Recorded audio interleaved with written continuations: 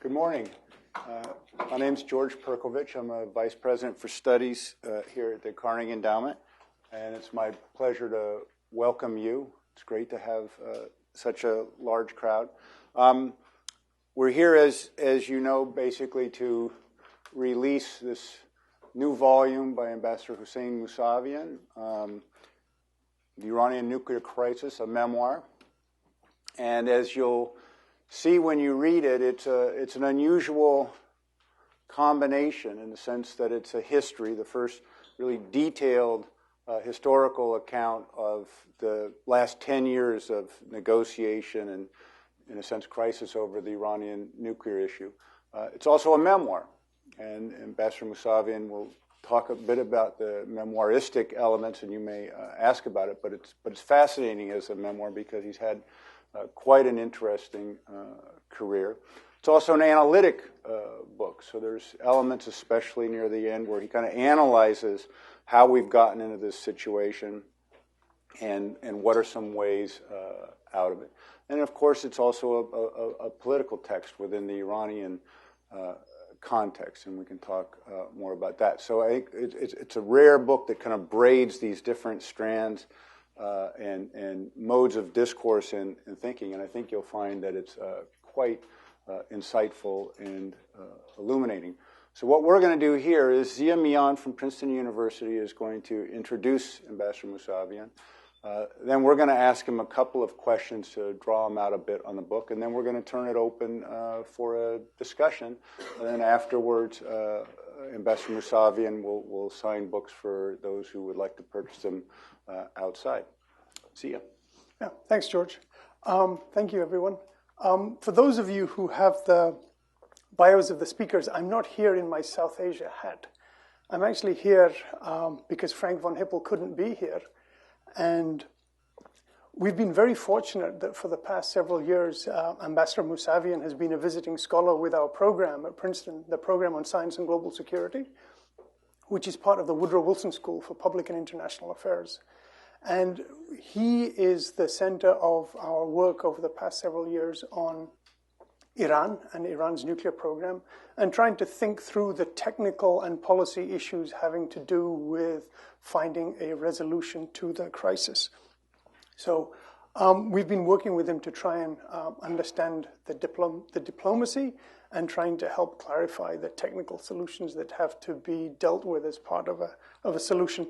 But Ambassador Mousavian came to us after a very distinguished career, not just as a scholar, since he does have a PhD in international relations, but also as a former newspaper editor of the Tehran Times and as Iran's ambassador to Germany. And he was also the head of the Foreign Relations Committee of Iran's National Security Council. So he speaks with an enormous amount of authority and many, many years of trying to understand Iran's relationship with the world. And critically, he was the lead spokesperson for Iran's nuclear negotiating team in the early 2000s when the nuclear crisis first broke. Most recently, Ambassador Mousavian has been generous enough to join another initiative we have at Princeton, the International Panel on Fissile Material, which is a group of experts from 17 countries, now that Ambassador Mousavian has joined, that works to try and reduce and eliminate the key materials that are used to make nuclear weapons. And we look forward to having him in that and to have his expertise and insight contribute to the global debate on what to do about highly enriched uranium and plutonium, and not just the particular question of Iran that we'll be talking about today. So, Ambassador Mousavian. Thank you very much, George. Thank you, Zia.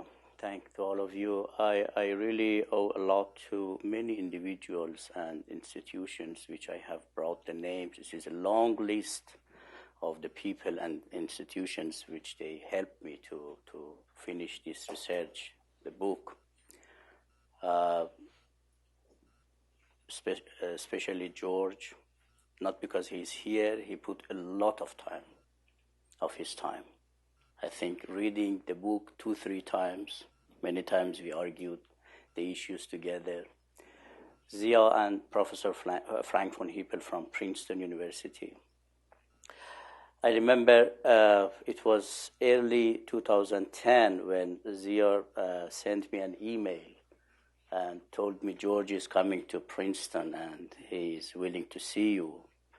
I replied I would be more than happy to see George. And we had a coffee, I think it was in Panera, George, if I remember well. And I told George, I'm reading all these literatures, articles, interviews. Everything here I see is from the Western point of view. I do not see anything to present to policymakers, politicians, public opinion, Iranian point of view. At the end, if we are looking for a peaceful solution, we need to have mutual understanding. And I think this is a good opportunity for me to sit and write at Princeton University a research. That time, even I could not imagine this would end up to a book. And George supported the idea. And for the first time, I saw the published book again this morning in a coffee shop with George after maybe 2 years. The main objective I had to write this book, to explain the Iranian perspective. How do they see the Iranian nuclear issue in order to help politicians, public opinion, academics to understand the Iranian mindset. Of course, this is a chronology also, but I have tried to explain the different school of thoughts within Iran, how to deal with nuclear issue. I remember when the crisis came up in summer 2003, I was in National Security Council. We were dealing with about 7-8 political school of thought within the country, how to deal with the nuclear issue. I have explained in the book. Also, I have tried to have a comparative analysis between President Khatami's nuclear policy 2003 to 2005 and Iranian nuclear policy during President Ahmadinejad 2005 to present. I have tried also to go beyond and to explain the two major mindsets in Iran, school of thought, moderates, conservatives, and how do they see not only nuclear issue, relation with the US, relation with the West, which just nuclear is part of the story, in order to give a broader understanding, the challenge within Iran in relation with the West. Why moderates, they believe we should have a better relation with West. Why conservatives, they are pessimistic. I have given, I don't know, I don't remember, maybe about 15, 16 examples and reasons in the book. Also, I try to bring from my point of view and engagement 25 years in relation with the West, about 13, 14 major mistakes I believe the West made. Maybe a part of the causes today we have the nuclear crisis. But the aim of the book is more to concentrate at the end on diplomacy and how diplomacy can work. Why in last 10 years diplomacy has failed, what has been the reasons of failure of diplomacy, and what we should do in order to bring the diplomacy to success. Great. Hussein, one question would be, you talk about mistakes that the West made, and I think the book kind of lays them out in succinct ways, but they're very instructive. When you think also as you've spent this time going through all this material in the last 10 years, but it goes farther back in both in the book and obviously in your experience. What are a couple of the lessons that you think Iranian decision makers should learn from this experience as well? Not necessarily mistakes, but things that you would wish they would learn from this. I think, George, I have mentioned in the book that the present crisis is because of two miscalculations. One refers to Iranian miscalculation, and one refers to Western miscalculation. In 2003 to 2005, when we had moderate policy on nuclear issue based on engagement, I mean, the core strategy in 2003 to 2005 was to try to use the nuclear issue as a pilot to bring engagement between Iran and the West in a broader package. That's why Iran tried to show as much as confidence-building measure, cooperation, like implementing the additional protocol voluntarily, implementing the subsidiary arrangement voluntarily, even suspension, giving access to the IAEA beyond additional protocol, giving access to the IAEA to military sites in order to bring confidence. But we really had broader vision. The West miscalculation in that period was they were thinking that they would be able to bring Iran to full cessation and to deprive Iranians from its legitimate rights under NPT. And we were reiterating to our European interlocutors that all these measures is just to give you all assurances that Iran is not after nuclear bomb. But if you think you would be able to take Iran to cessation, to be deprived, everything would be changed. The West was thinking in that time that we are very much afraid to be referred to United Nations Security Council, to be sanctioned. That's why we are doing all these transparency measures, confidence-building measures, because we are afraid of Security Council. Personally, I told them maybe 10 times, this is not the case. They would go to Security Council, they would bear the sanctions. This is not the reason they are cooperating for transparency, even suspension, additional protocol. You should understand the main reason Iranians are cooperating with you. This was the mistake which I have mentioned in my book. They were after prolonging the negotiation to bring Iran to final cessation. That's why after 2 years of implementing additional protocol suspension, Iran decided to change the course. There was another miscalculation on the Iranian side.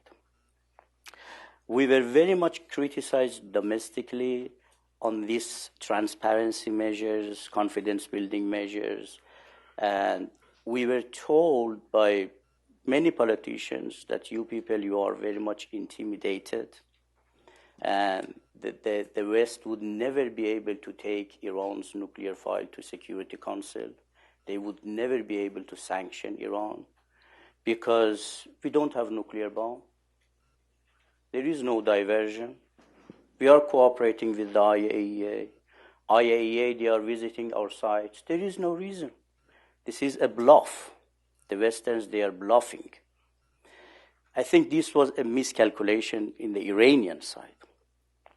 And prolonging negotiations,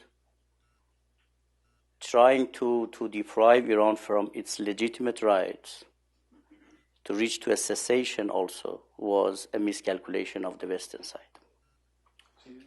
Yeah, Hussein, let me follow up from that and ask you whether, given that today, 10 years later, we still see a line of argument in Washington and elsewhere that more sanctions are coming and that this will be what helps push Iran to be more forthcoming in the next round of negotiations.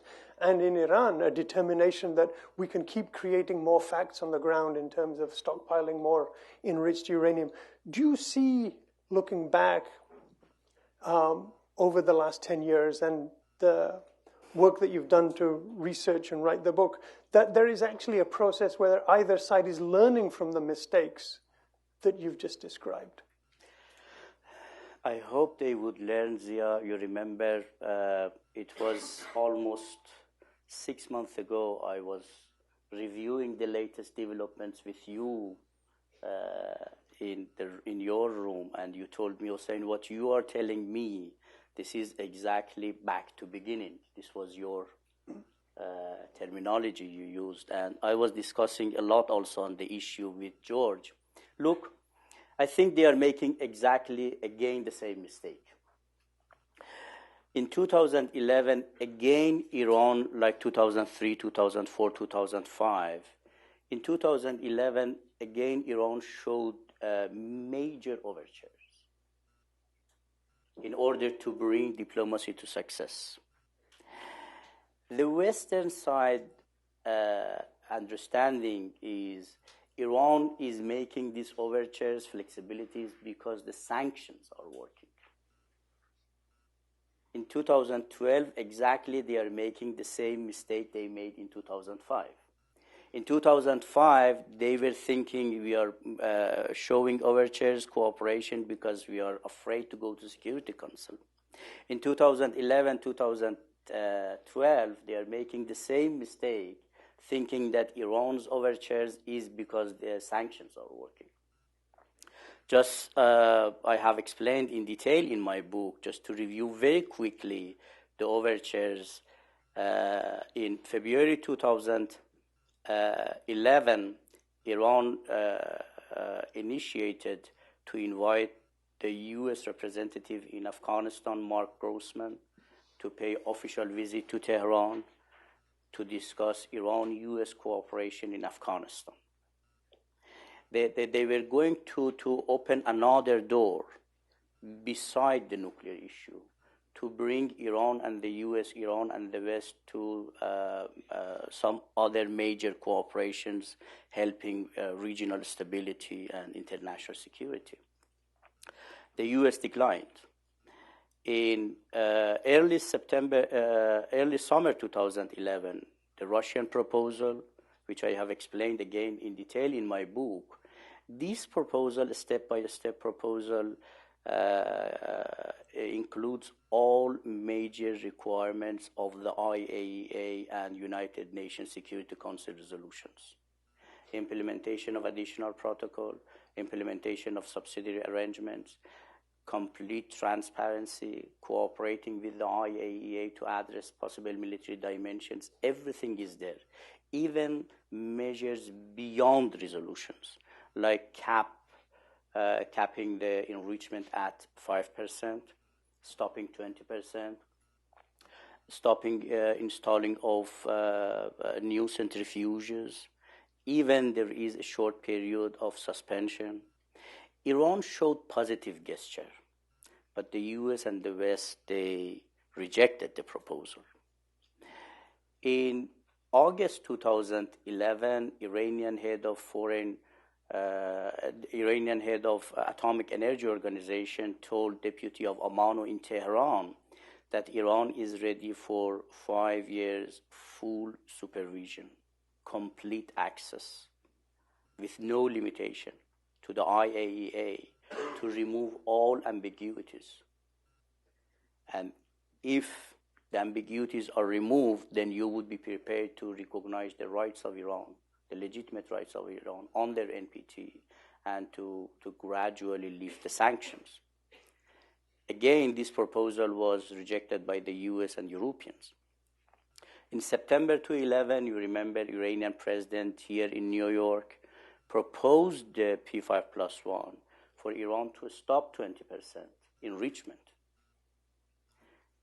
if the P5+1 would be ready to provide the fuel rod. Again, this proposal was rejected. Such overtures gave maybe a wrong impression to the Western countries that Iranians, they are afraid of sanctions. They declined, they rejected the overtures, and they increased the sanctions. The sanctioning central bank, oil, everything came after these overtures. Therefore, more pressures, more sanctions was a response to more cooperation, more flexibility, more transparency measures by Iran.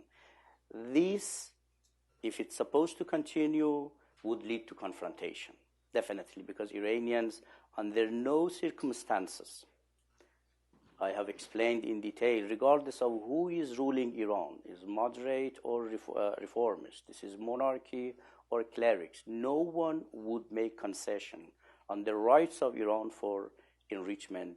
Nobody would be ready to single out the nation to be deprived from its rights.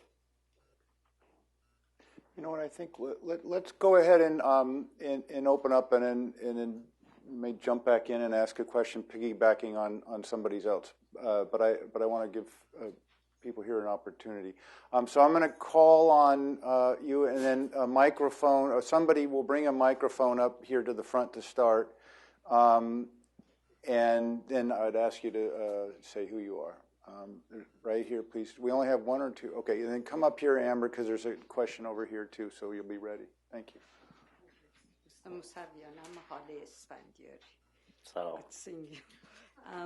Can you tell us a little bit about the Boucher plan? Why it took 20 years? And also whether it's working now, and how much did it cost at the end of the day? Thank you. I wish it could take 20 years. This is about 35 years, more, maybe more. Actually, the contract was signed in 1975 between Iran and Germany. And in 1979, almost 90% of the first phase was completed, and Iran paid about 7.8 billion Deutsche Mark to Germans. They left the project right after revolution. And for a decade, Iran was negotiating with the U.S. To convince that with the West to convince them to complete the Boucher project. This is one of the other issues which I have discussed in my book. Before revolution, the U.S. laid the foundation of a nuclear Iran and proposed Iran to have 23 power plants. Even Gerald Ford issued a directive for Iran to have full fuel cycle, including enrichment, in 1976. Everything for the Shah was perfect. Right after revolution, exactly the time the revolutionaries decided to shrink, to cancel the ambitious nuclear projects of Shah, they decided not to have 23 power plants. They decided not to have enrichment program. They decided not to have reprocessing program. Right in this period, the West sanctioned Iran, withdrew from the contractual commitments, and left Iran with billions of dollars of unfinished projects.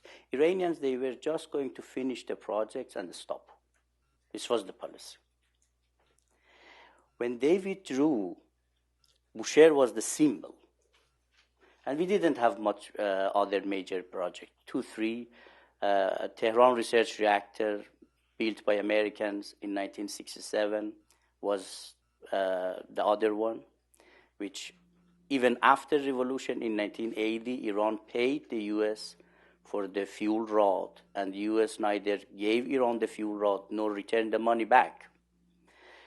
Such a situation, coupled with invasion of Iran by Iraq, use of weapons of mass destruction against Iran, use of missiles, long-range missiles, changed Iranian mindset and left Iran with no other option other than go for self-sufficiency, because the West was not ready.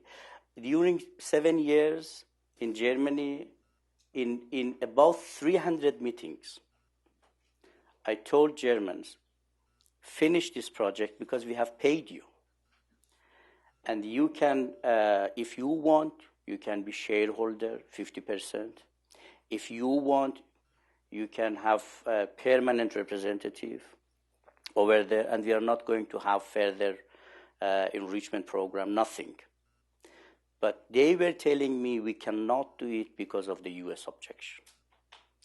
Such an atmosphere pushed Iran to go to Russia in order to sign a new contract with Russia, in order to finish the project, and at the same time to go for self-sufficiency for fuel, providing Bushehr fuel for Bushehr. This was the reason they went after enrichment, because France declined to continue enrichment agreement Iran and French they had. It was supposed to Iran was supposed to have a share. We paid for $1.2 billion to France to have a share enrichment plan inside the France, not Iran. But even they kicked out Iran from the share we had in Eurodif in France. This was the reason. First of all, it took long because we went to Russia. They promised to complete it within 2, 3, 4 years. Partly because of miscalculation of technical issues, because they were going to change a German technology to Russian technology, and partly because of US pressure, they were postponing the completion. And this was also the reason Iran went after enrichment. Let's go to this lady here, and then in the back row. Darja Kronberg from the European Parliament. I would like to ask you, I think you explained very well this mismatch between Iran shows flexibility and the West reacts with sanctions because feel that Iran is afraid or weak or whatnot. There are also examples on the other side of West showing flexibility. Obama showed some flexibility when he became president. What is your explanation on those reactions from Iran? And secondly, now we are in a situation where there are negotiations in Moscow. What needs to be done in order to save the negotiation process? When Obama came to office, Obama brought also a lot of hope in Iran for changing the course of relations.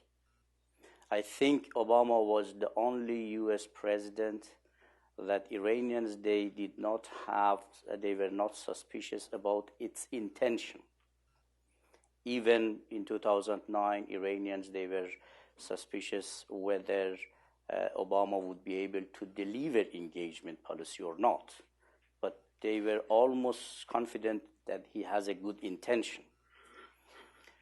In practice, I believe the only practical step Obama administration took was the swap deal negotiated between Iran and the P5+1 and the meeting between Bill Burns and Jalili in Geneva, October 2009. Practically, this was the only issue.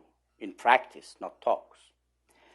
And I have explained in detail in my book that Iran, although Iran agreed in Geneva about the principles, when Jalili went back, he didn't have anything to present to Iranian officials that even if Iran made the deal, there would be any changes toward the resolutions, IAEA resolutions, sanctions, pressures. But nevertheless, Iran proposed the P5+1 to do simultaneous exchange, to receive the fuel rod and to give up the stockpile. This was rejected. But right after this, Iran, through al-Baradei, informed President Obama that Iran is ready to make the deal directly with the US. It was in November 2009. And the US declined. Because already Iran paid the U.S. for the fuel rod, and after 30 years, at least they wanted U.S. to pay them back. And of course, they had a broader vision to engage with the U.S. through swap deal. If the U.S. is ready, let's open the door through swap deal for broader engagement. And then Iranian official, I think it was in January 2010, even after the U.S. rejected the Iranian offer for direct deal, the Iranian official in New York informed the U.S. counterpart that Iran is ready to make the deal as agreed in Geneva, but the U.S. official told the Iranian, it is good, but you have to suspend the enrichment, while suspension was not a part of the deal. And then President Obama encouraged Turkey and Brazil to go to Tehran to convince Iran on the deal. They came to Tehran. The agreement was signed. Just a day or a week after the agreement between Iran and Brazil and Turkey was signed, U.S. initiated Resolution 1929 as a reward. I think if you look at the procedure, then you would understand why Iranian cannot trust the engagement policy. But Hussein, go back, though, because in October of 2009, before Iran came back and said, oh, we could do it directly with the U.S., in Geneva, everybody thought there was a deal, and the Iranians thought there was a deal, and the leadership went back to Tehran, and something happened. In addition to all the things that you said, so from the standpoint of Iran's counterparts, they thought they had a deal, and so did the Iranian side in the negotiations, and then something happened back in Tehran that made people say, wait a minute, the Iranians can't take yes for an answer, which then added to the suspicion that whatever was going to come next would be more games. Yeah, you are right, George. I think I have even explained this issue in my book. Right. One of the reasons of failure was, in my understanding, is that the Iranian negotiation team did not coordinate the issue with the leader in advance. Normally, this is a procedure. Every major initiative to final a deal on the nuclear should go to Supreme National Security Council to be discussed. The decision should go to the leader to decide. I think the Geneva initiative was not,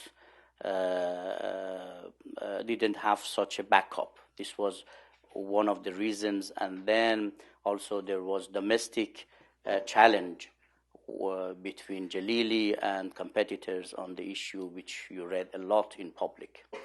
And I think this is really important because, I mean, this is also a challenge here, which is that the leaders and strategists can identify positions where you could imagine a deal, but then the domestic politics in both places where oppositions will seek whatever opportunity, because it's a very difficult sport, to bring down those who would make the deal. And so we have that here, and this was an example of that problem. You are right, George, but frankly speaking, I believe still Iranians, they are in better position compared to Americans. I mean, Iranian supreme leader has enough strength and power to decide on a deal. I mean, for Iranians, as we have discussed in the book, three issues are key issues at the end. One, recognition of the rights.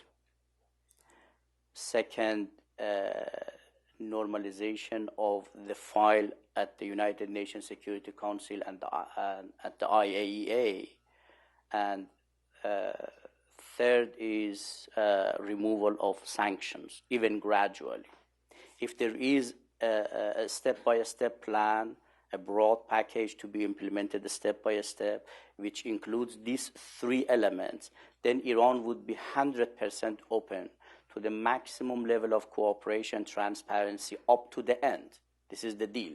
I think Iranian leader is in position to decide on such a deal, but I doubt whether Obama would be able to decide in order to finish, to bring diplomacy to success.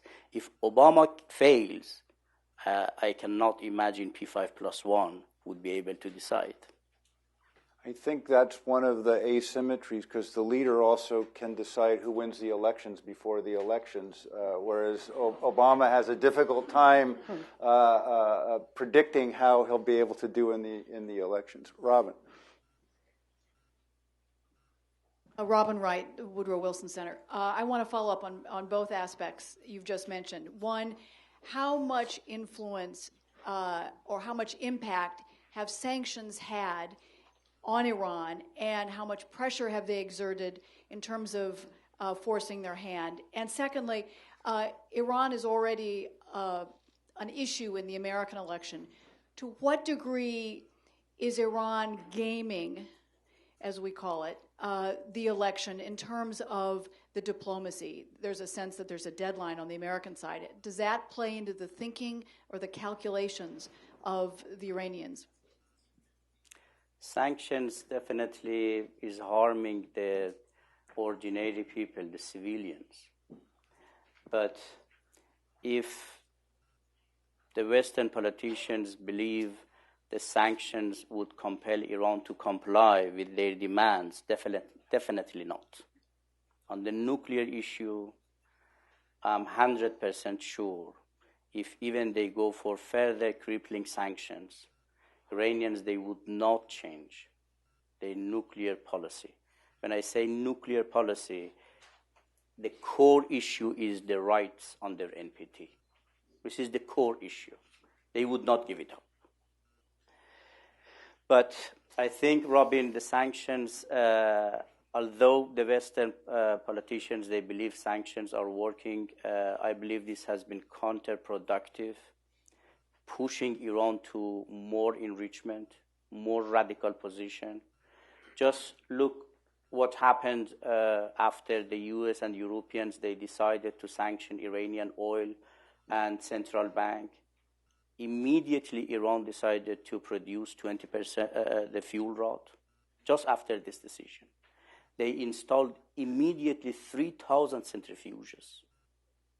And they said, swap deal is finished. We are not going to make deal on 20% anymore, finish. This is radicalizing Iranian position because they cannot give concession on their pressures. This is Iranian mentality and culture. If there is no pressure, they would be able to be much more flexible. We were not under sanctions and pressures during 2003, 2004. I mean, we didn't have 4 or 5 sanction resolutions, but we were able to make concessions on implementation of additional protocols, subsidiary arrangement, cooperation with the IAEA. But these days, they are in very, very difficult position to implement the additional protocol just because they think they are threatened on their sanctions and pressures. Election here is very important, but it is not in Iran. I mean, they really don't care too much about the US election. And their experience also is that they have made the concession in 2009, 2010, 2011, before talks about election. But what we discussed into mid-2011, it was not election year. But here I understand the election is very important.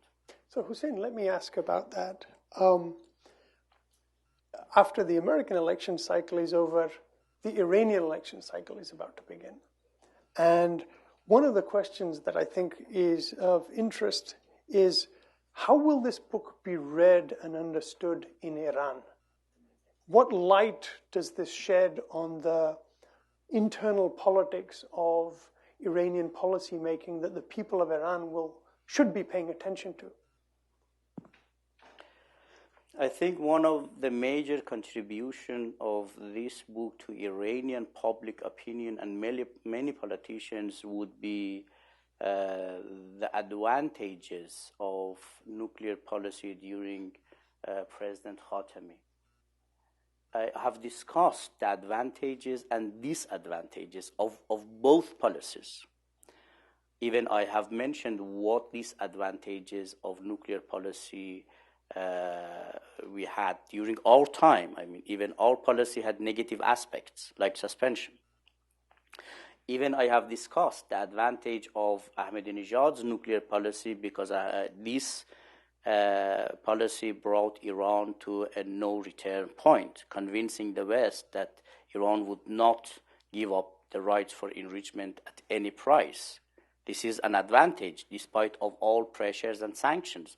I have tried to be neutral, to bring the advantages and disadvantages. But the fact, Zia, is during our time, we were under extreme pressure from public opinion, politicians, and everybody was, and majority, they were convinced the nuclear policy during President Khatami is against the national interest of Iran. That's why even some nuclear negotiators, they were accused on espionage, betraying the country, and so and so. Because it was not an opportunity, there was no opportunity for Iranian politicians to understand the positive aspects of cooperation and engagement with the West on the nuclear issue. Because we believed from the beginning that Iranian enrichment should, at the end, should come through engagement and understanding and confidence with the West. This would not be possible otherwise. This was our understanding. Here I had the time to explain exactly the advantages. I think this would be a contribution to Iranian politicians also, to encourage them for more engagement. Can you? And I'm going to take the question, but one of the things that you talk about in the book that's very interesting, Hussein, is the red line that the leader had established on negotiations with the U.S. in that period before 2003, but including after 2003. And then you described that he changed that when Ahmadinejad came in. So can you describe that a bit, how that worked and why the change? I think the red line he had during President Rafsanjani and President Khatami for negotiating with the U.S. was more because he didn't have enough trust to the foreign policy of Rafsanjani and Khatami. And this is not secret. He even made public in Friday prayer ceremony after 2009, he publicly said the mindset of Ahmadinejad for foreign policy, economy policy is much more close to his mindset, and he has major differences with Rafsanjani. This is not secret. I think this was the core issue. He could trust Ahmadinejad's foreign policy more than Khatami and Rafsanjani. This gentleman right in front of you. Yeah. There. No, sorry. There you go. Yeah. Thank you. I'm Japanese media, so my question about the North Korea. So some people and some media said so deep and long engagement with North Korea's long-range missile in terms of long-range missile and nuclear program. So that is true or not? So again, to be realistic, the missile issue came to Iranian program just after Iran was attacked. I mean, Iran was invaded, and the aggressor started to use long-range missiles against Iran, unfortunately, with international support. And thousands of civilians during the night, they were targeted by missiles, killed 1,800 missiles in a short period. They launched against Iran. Iran had to go to gain the same capability, to reciprocate. There was no other option. North Korea, Libya, Syria, it doesn't matter. Soviet Union, Russia, they went and they got it. We have several questions from people outside, and so let me read a couple of them, and then when we come back in here, we'll take a couple at a time because I realize there's so many questions. Barbara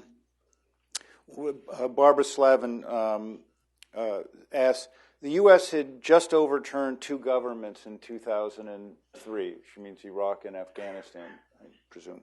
Wasn't that a reason, which happened to be on Iran's border, wasn't that a reason for Iranian compromise or willingness to negotiate arrangements in 2003 and 2004?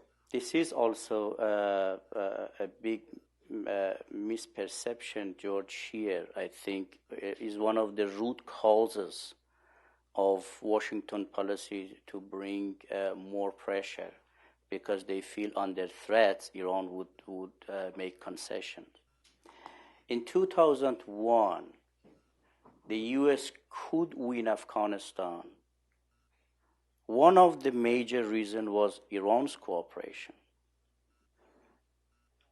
I mean, Iran was not feeling threatened by U.S. attacking Afghanistan, because Iranian generals, they were cooperating with U.S. generals in Afghanistan to win Al-Qaeda. This was a joint cooperation between Iran and the U.S. Unfortunately, when Iran was rewarded by axis of evil, this had huge negative consequences. Even about Iraq in 2003, what was on the ground, what was the asset of the U.S.? The groups, parties, the forces on the ground, they were cooperating with the U.S. fighting Saddam. They were Iranian allies. Therefore, at the beginning of invasion of Iraq, for removal of Saddam, they had joint interest and joint policy, and they were cooperating practically, like the joint policy to remove Taliban and Al-Qaeda in Afghanistan. Iranian mindset was completely different.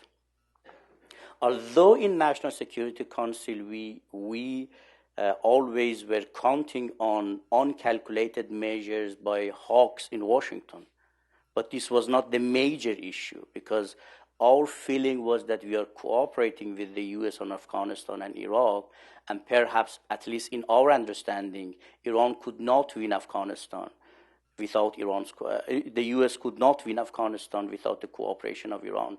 Therefore, this is very, very different understanding of the case.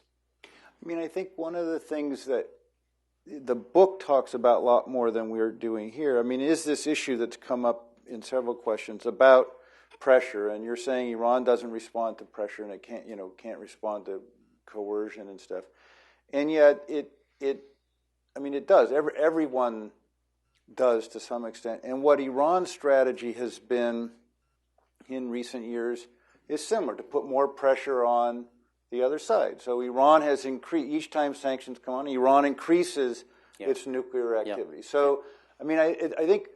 And the book talks about it. There's somewhere in between. I mean, pressure is necessary for both sides. Both sides are trying to find leverage to press the other, to find some middle space that's an equilibrium. But I don't think you would argue that Iran, by being fully compliant, would then get what it wants, just as if there's not pressure, Iran's not going to satisfy the IAEA or build confidence that the program's entirely peaceful. Right? You are right, George. I think pressures by the U.S. or the West makes Iran also to reciprocate.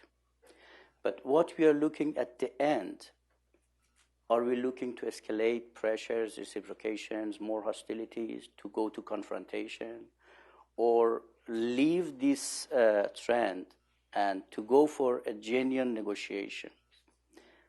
Not only on the nuclear, on the other issues like Afghanistan, Iraq, drugs, energy, security in Persian Gulf, and to bring a major compromise on Iran-US, Iran-West relations. This is one of the arguments we have in the book, that in parallel with the nuclear negotiations between Iran and the P5+1, we need a parallel negotiation between Tehran and Washington on broader package, broader issues.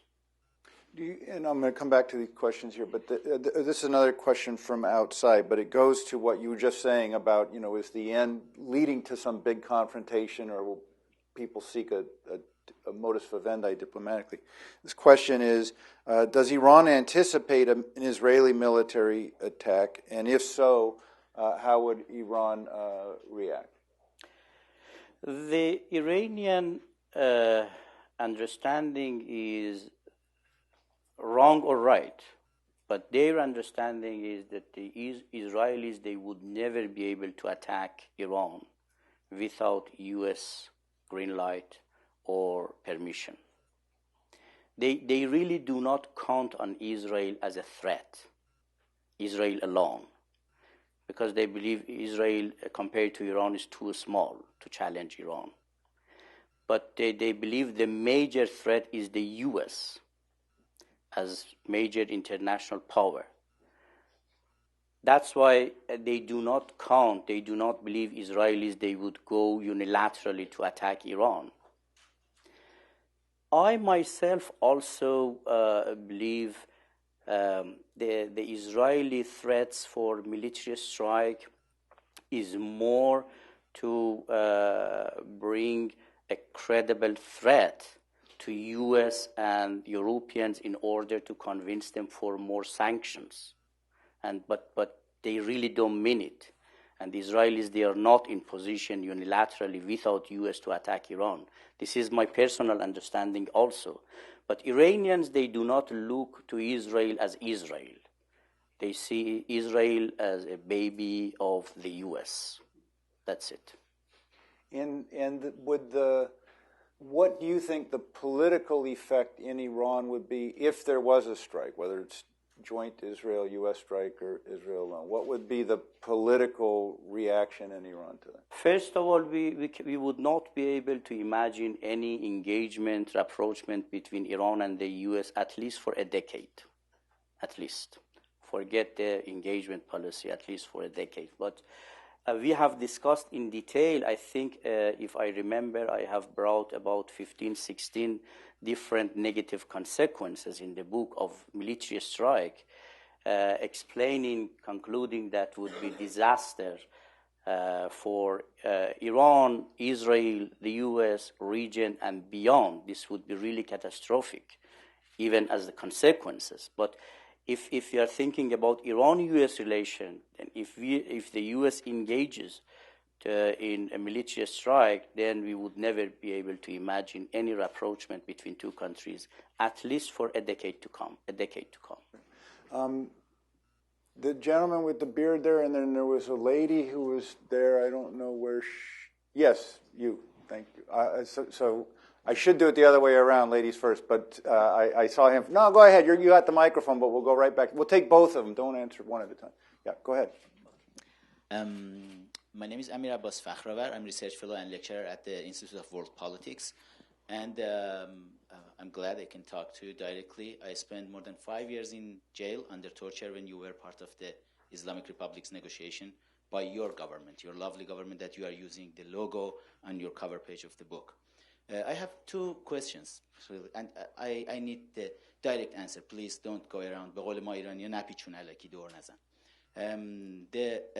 September 2006, Hashemi Rafsanjani, which you have a really close tie to him, and he wrote the introduction for your book about the Iran-German, relation. And the Hashemi Rafsanjani released a statement, the handwriting of the Khomeini, the Islamic Republic's founding father, and that Khomeini mentioned we need a lot of atomic bomb and lasery bomb in that statement by his handwriting. And you are going around in all of your speeches and your book and mentioning, no, we don't want atomic bomb, we don't want. I guess the Khomeini, Ayatollah Khomeini in Iran, his word is the last word. No one can go over his word. And when he is saying we need a lot of atomic bomb, that means it's a plan. And he wrote that letter that was confidential for 19 years, and 2006 Hashemi Rafsanjani released because there was a fight inside the government. And the second question is about the sanction. You said sanction will affect the Iranian people. In 1998, when Khatami was in power, the oil price came down to $9. And 2008, 10 years after, went up to $159. Can you tell me what happened to the Iranian people? Was it a better life for them, or it was worse? I guess it was worse. And but what happened? All the petrodollars came because of the high price of the oil, went to the Hezbollah, Hamas, all the terrorist group all around the world, and went to the salary, to the Revolutionary Guard and Basijis, three times more than the average salary of the government employee in Iran, to attack the people and protesters. And that's funny and interesting. You are not mentioning at all anything about the human rights in Iran. You helped the Qasem Darabi to be released from jail in Germany, and you don't care about human rights in Iran, about a lot of political prisoners in Iran? Please give the direct answer. Thank you. All you said is wrong. Darabi was released 15 years after I left Germany. I left Germany in 1997. Darabi was released about 2 years ago. And you were not part of the Majma Tashkhis Maslahat Nizam to help him to push No, the German government to release I was not involved at all, although I believed he should be released. But when you say Darabi was released at the end of his prison sentence. It was ended. You can ask German government, first. Second, there has never been any written by Imam Khomeini for nuclear bomb. It is not true. The reality, if you want to mislead the public opinion, this is good statements. But the fact, everyone knows, during invasion of Iran by Iraq, Iraq used chemical weapons. This is not secret. Iran did not reciprocate it by chemical weapons just because of fatwa of Imam Khomeini. Just. He did not let Iranian army to reciprocate by chemical weapon, because that time his fatwa was weapons of mass destruction is haram. This is not only Imam Khomeini. This is all Shia religious leaders in Najaf, in Qom. All of them, they have consensus against the forbidden haram of weapons of mass destruction. They all believe this is haram, is forbidden. There is no dispute between religious leaders. What can you have more credible than this?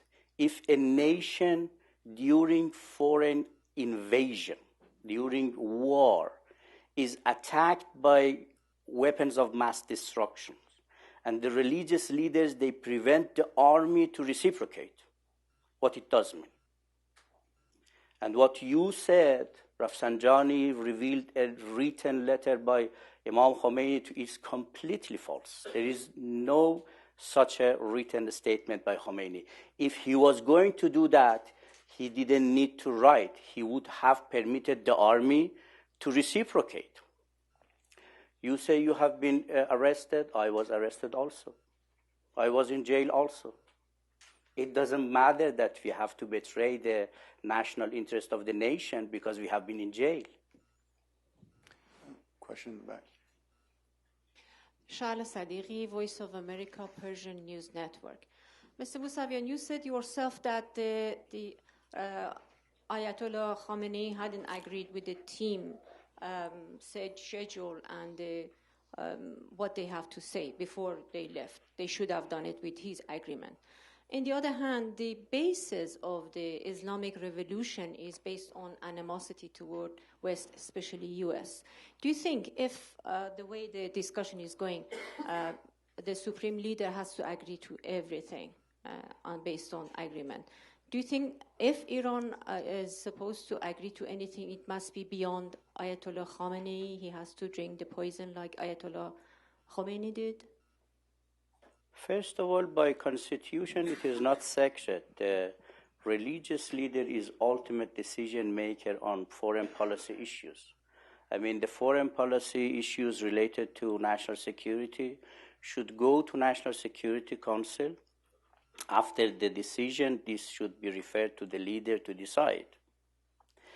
But don't forget, during President Khatami, whatever we did on transparency measures, implementing additional protocol, subsidiary arrangement, giving access to military sites, everything we did, it was only by approving through the leader. I mean, we could not do any of these measures without his consent.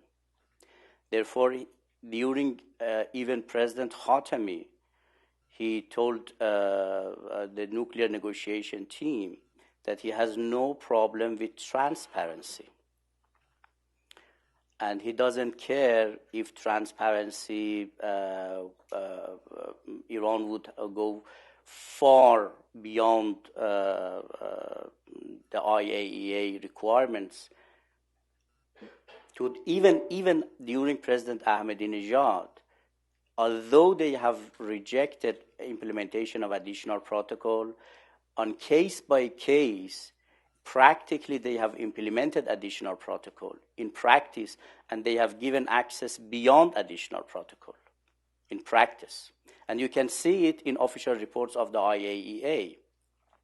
But on Iran-US, I have examples mentioned in my book that during Rouhani, during Larijani, and during Jalili, you see messages from Tehran to Washington that Iran is ready for broader negotiation, grand bargaining, broader cooperation with the U.S., including nuclear issue. Therefore, this is not something, and these messages could not have come here without the leader's consent. Therefore, the problem is the leader believes the U.S. is after regime change. The U.S. is not genuine for a real, healthy relation with Iran. This is the issue. Otherwise, they have no objection. There is no objection in country between the different political stripes, even radicals, conservatives, moderates. They have one consensus. A healthy relation with the U.S. is a matter of consensus. But majority, including the leader, they doubt the real intention of the U.S. Specifically, the leader maintains that the core policy of the U.S. is regime change. So, George, we don't want to leave people with a very kind of dark and gloomy view of the world. Good, because this is the last comment or question, because we've got to wrap up. So please. At the end of your book, Hussein, you lay out a very detailed but ambitious agenda for a path forward. Given what you've just said, do you actually see signs of hope that there can be the kind of breakthrough in the relationship between Iran and the West that you would and others would like to see? There is two issues here. If the West policy continues to take hostage every other aspect of cooperation to nuclear issue, I think this would be a problem. There are a lot of other issues, Iran and the West, Iran and the US, they can start cooperation to bring confidence, like joint cooperation against drugs trafficking, like Afghanistan's stability, like Iraq, a lot of issues. The second issue is whether the West would continue to challenge the rights of Iran for enrichment or not. If the red line for the West is enrichment, I'm not optimistic for any kind of solution. If if they are going to concentrate, as I have explained in the book, on transparency measures, Iran would be 100% open to every measure for transparency and confidence building. It depends to these two elements. Great. On that, and I apologize, I know there are other questions, but we do have a time limit. I'm sure Hossein will be back at other times, but also I think there will be answers to many of your questions in the book itself. The book is available in the back. Hossein will be back there for a while signing books after this. But let me thank all of you for coming, and thank Hossein and Zia also for this event.